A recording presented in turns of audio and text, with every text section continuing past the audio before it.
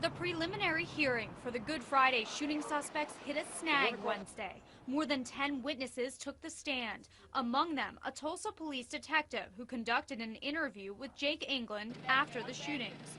England's attorney moved to suppress that interview, which reportedly included incriminating statements. I think it's apparent from what the officer testified to that during the time that he's talking to Mr. England, he promises that it's going to be maintained as confidential and nobody's going to find out about it. It's up to the judge to decide if the interview violated England's Miranda rights, that anything you say may be used against you. It's our job to protect the constitutional rights of people that are accused, and that's we're going to be very aggressive in doing that.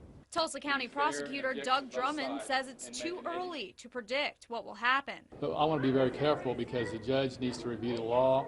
We need to make arguments, and ultimately the judge will decide on this issue. But obviously I want to point out that as prosecutors, we too are ministers of justice. Drummond says it's common for the defense to look into how the suspect was arrested before going to trial. The end issue is there sufficient evidence to bind over Mr. England and Mr. Watts for the counts of murder and shooting with intent to kill? And ultimately that's the big issue that will happen at preliminary hearing.